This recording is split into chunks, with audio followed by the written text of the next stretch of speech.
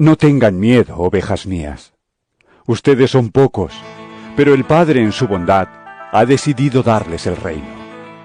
Vendan lo que tienen y den a los necesitados. Procúrense bolsas que no se hagan viejas, riquezas sin fin en el cielo donde el ladrón no puede entrar ni la polilla destruir. Pues donde esté la riqueza de ustedes, allí estará también su corazón. En el verso 32 encontramos otro subtítulo que dice riqueza en el cielo. Digamos, a través de esto vamos a encontrar lo que el Señor quiere que nosotros entendamos. Es como un consejo en el cual quiere que nos enfoquemos y aprendamos a cómo abrir una cuenta en el cielo, a cómo depositar dentro de esa cuenta y cómo saber que estoy haciendo riqueza en un lugar donde definitivamente no hay corrupción, no hay polía, no hay ladrón. Digamos, lo que yo deposite o logre guardar en ese lugar será para mí y será útil en la eternidad. En este caso serían riquezas en el cielo, riquezas o podríamos decir que necesito para ir acumulando para la eternidad. Entonces él se introduce de una manera y dice: no tengan miedo, ovejas mías. Cuando él nos habla del simbolismo de oveja, nos está dando a entender que nosotros por naturaleza y por dependencia de él, y recordemos que él es nuestro pastor y que a nosotros nada nos va a faltar, entonces él lógicamente está diciendo: ustedes son unas ovejas. Nos simboliza con un animal tierno, un animal dependiente de quien lo cuide, quien lo alimente, un animal que de cierta manera está usando como simbolismo para que nosotros entendamos. Uno, dependencia de él, cuido de él y guianza de él, y saber que de cierta manera nosotros somos como ovejas delante del Señor. Entonces dice: no tengan miedo. Está contrarrestando nuestra naturaleza humana. Recordemos que el temor es algo normal, natural en nuestra forma humana que tenemos. Es lo primero que sentimos cuando somos acechados, cuando de cierta manera nos quiere suceder algo o percibimos que algo nos quiere dañar. Lo primero que tiene nosotros es miedo. Entonces dice, en este caso nos está instruyendo: no tengan miedo, ovejas mías, ustedes son pocos. Otra cosa, es importante entender que cuando nosotros determinamos venir al Evangelio, miramos mucha gente. Digamos, esa fue la perspectiva que yo vi. Miraba iglesias llenas, gente buscando de Dios. Pero en otras enseñanzas he hablado que algunos no entienden aún por qué están en el Evangelio. Algunos van por costumbre, otros, digamos, de cierta manera se han visto mal, podríamos decir, dentro del Evangelio, porque no hacen el ejercicio necesario para ser parte de la iglesia. Creen que estar dentro de una iglesia es suficiente como para ser parte de la iglesia. Y no. Otros, de cierta manera, no los termina de saciar la verdad. Entonces se exponen a cierta manera a ser útiles para Satanás y para poner tropiezo dentro de la iglesia. Hablo todo esto porque esto es una realidad. Digamos, yo no vengo a esconderte, digamos, el Señor tampoco nos está escondiendo esto. El Señor nos está hablando que entendamos una realidad que hay. Entonces, a veces pasa esto. La mayoría de nosotros, que cuando percibimos el Evangelio, lo primero que queremos es que toda nuestra familia sea cristiana evangélica, como que le decíamos lo mejor. Lamentablemente sí es cierto, muchos vienen a nosotros, sí es cierto, muchos aceptan a Cristo, pero algunos se retiran, algunos ya no quieren, pero eso es un proceso que todos pasamos, que todos, cuando no entendemos el valor del Evangelio, logramos pasar y tenemos situaciones muy difíciles. Entonces, algo que nosotros necesitamos percibir y entender es que cuando de cierta manera nosotros queremos hacer lo correcto, nos vamos a dar cuenta que son pocos, digamos, no son todos, porque tenemos que entender que todo es un proceso. Digamos, primero la mies debe madurar, digamos, nosotros debemos ser motivados por el Espíritu Santo a entender un despertar espiritual. Segundo, empieza el proceso de Egipto hacia la tierra prometida. Entonces, en ese proceso nosotros, la mayoría dudamos, tenemos miedo, muchas cosas. Llegamos a la tierra prometida y nos damos cuenta que dentro del ambiente, digamos, la acechanza, la situación satánica está dentro de la iglesia. Entonces ahí es donde como que los enemigos quieren derribarnos, no vamos a pasar, no vamos a poder tener la promesa.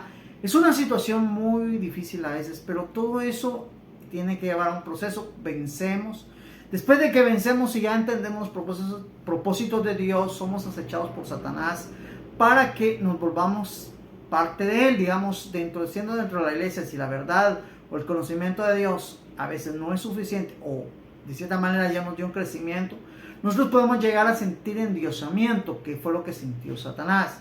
Entonces todo eso pareciera una batalla sin fin y todo eso, y muchas veces nosotros nos vamos a sentir solos, muchas veces como que solo estuviéramos peleando. Entonces el Señor dice, tranquilos, son pocos, yo lo sé, yo lo entiendo, es un proceso largo, es un proceso difícil, no tengan miedo.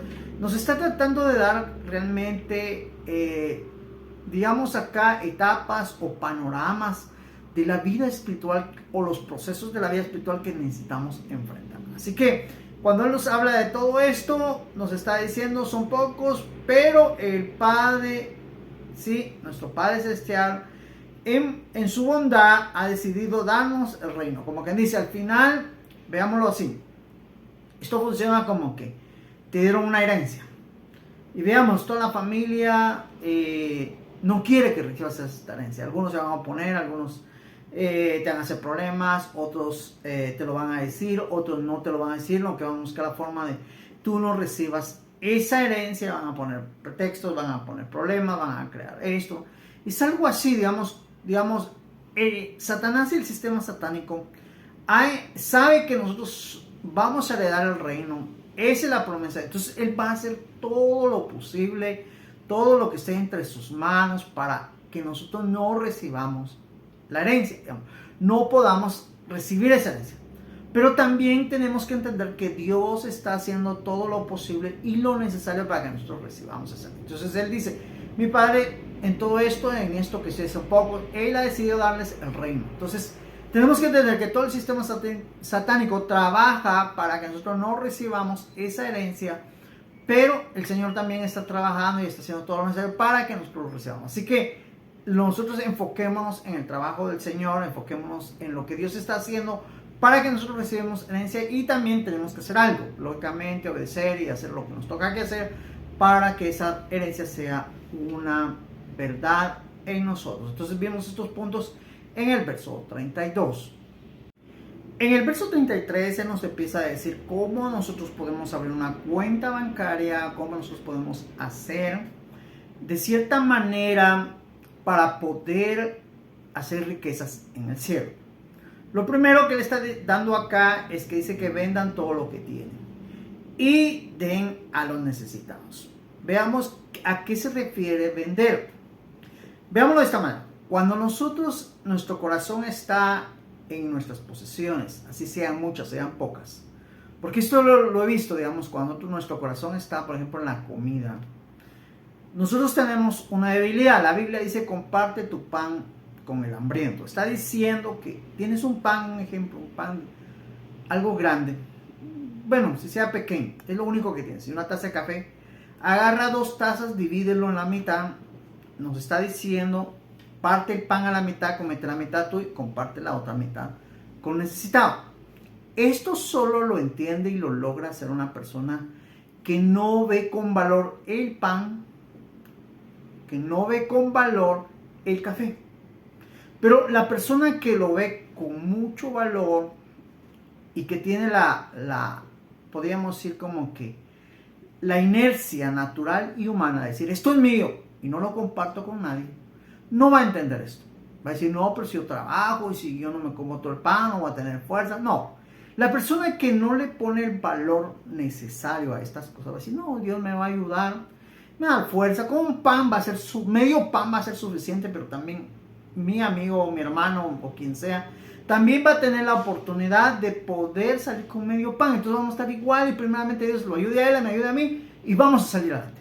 Entonces ese es un pensamiento de alguien que no le tiene mucho valor. Entonces el plan acá no es vender, digamos que vaya alguien, voy a vender mi casa, voy a vender esto, voy a vender lo otro, voy a hacer esto, aunque si puedes hacerlo y quieres hacerlo, Dios lo pone en tu corazón, puedes hacerlo. Pero lo primero que el Señor quiere contrarrestar con nosotros es el de aquello mío. Desde pequeño usted le da algo al niño y es mío y él no quiere compartir. Entonces es una naturaleza humana carnal que él quiere contrarrestar. Esa es la idea.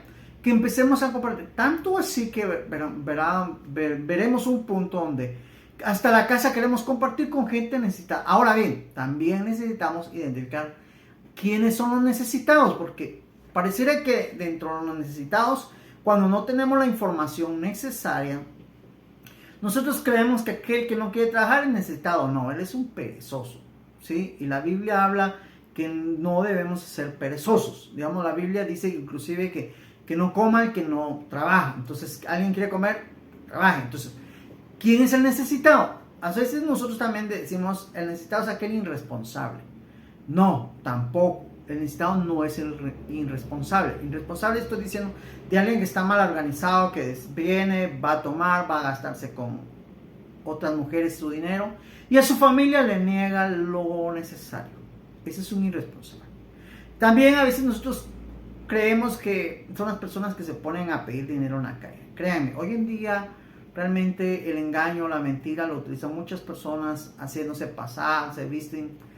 Realmente, miren, yo entiendo a veces uno de corazón no tiene algo, bueno, está bien que se lo dé a alguien, está bien, pero a veces uno se da cuenta, créanme, yo me he dado sorpresas a veces donde he visto personas en las calles, a veces, bueno, gracias a Dios ando en las calles y todo esto, y personas que andan pidiendo, y personas que de cierta manera después uno las mira como si nada, como que fue el día del trabajo, su pensamiento, su idea es robar, casi que es un robo porque no tiene necesidad, pero aún así lo hace.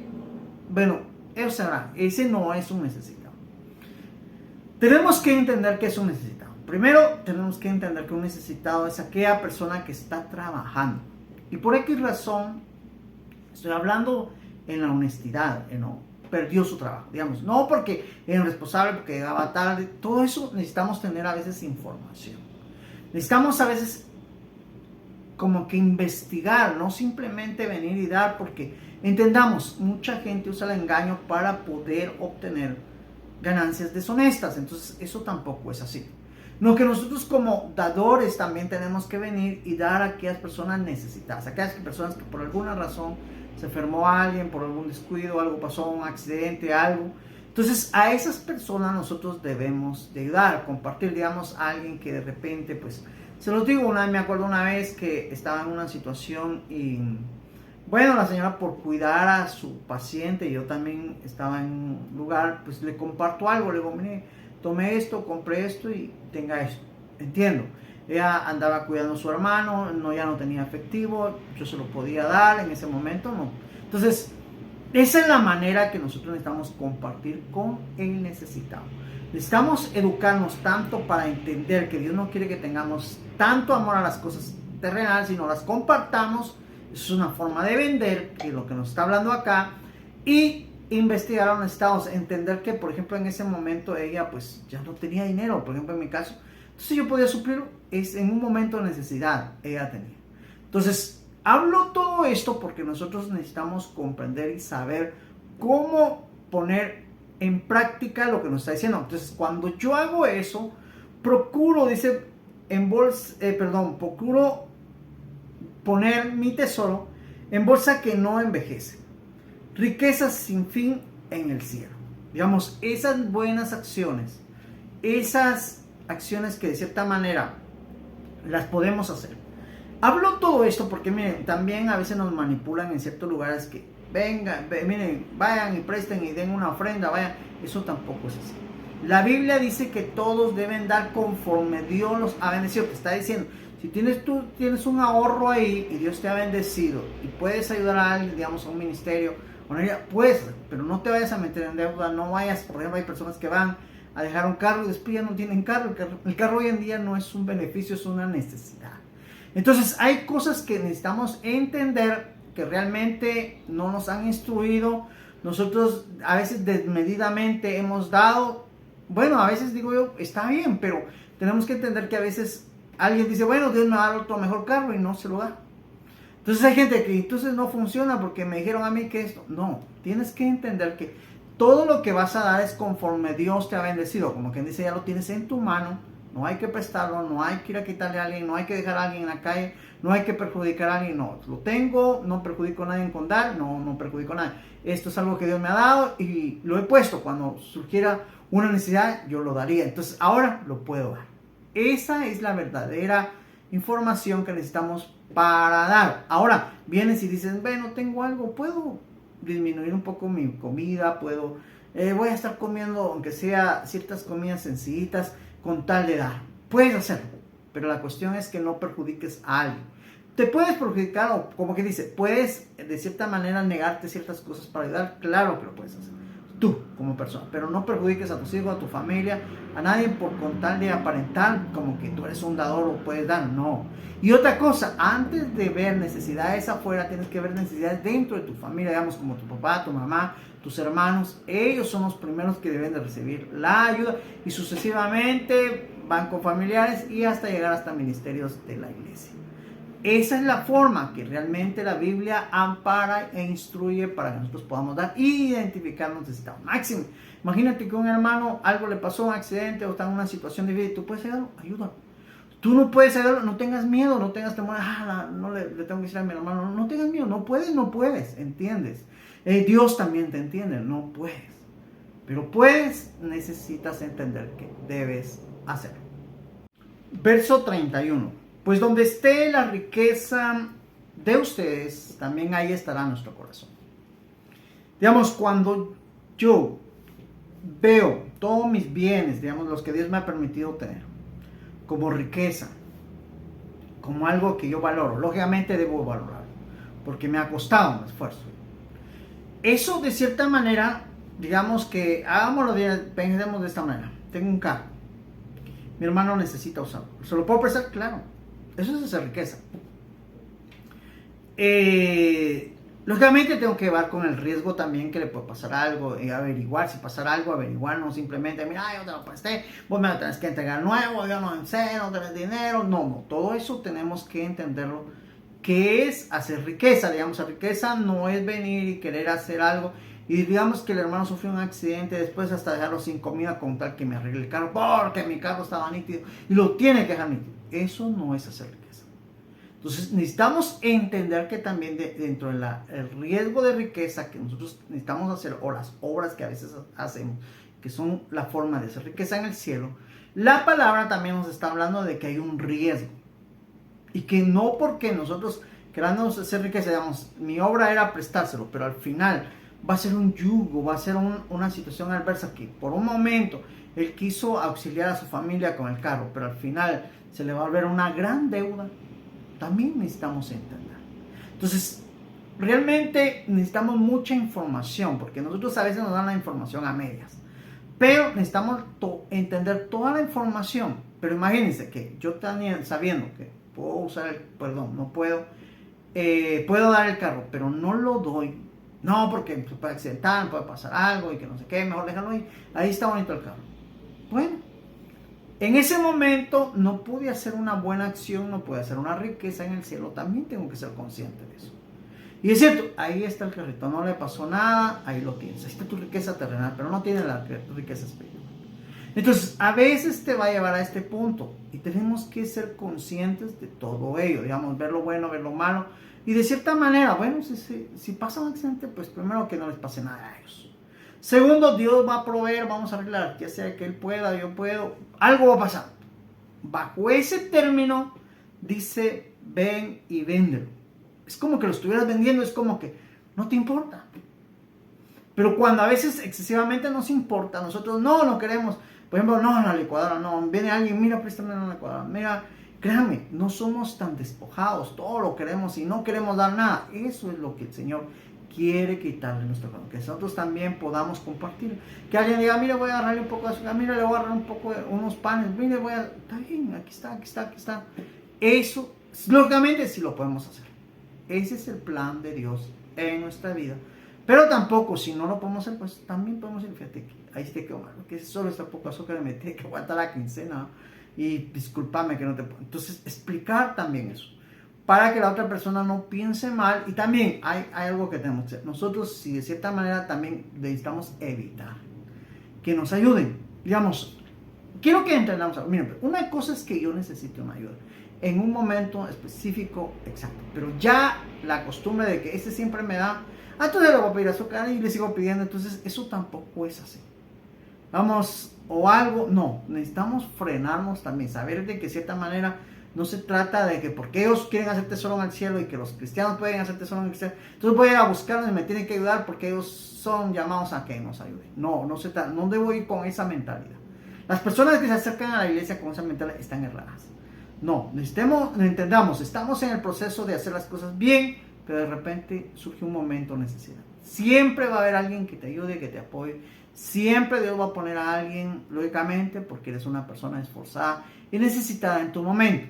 Pero no tienes que ocasionar cosas para ser necesitado. No, tienes que estar en el esfuerzo, tienes que estar en lo que Dios quiere. Porque dice, porque donde está vuestro tesoro está vuestro corazón. ¿Qué está diciendo? Digamos, yo estoy trabajando, yo estoy buscando de Dios, estoy metido en Dios. ¿Por qué? Porque ahí está mi tesoro. Ahí está mi corazón. Pero si de cierta manera me aprovecho de andar quitándole cosas a las personas, ¿dónde está mi tesoro? Andar despojando a la gente. Entonces no está en Dios. Si mi tesoro está en que acaparar riquezas y acaparar riquezas solo para mí, pues ahí está mi tesoro. Ahí está mi Dios.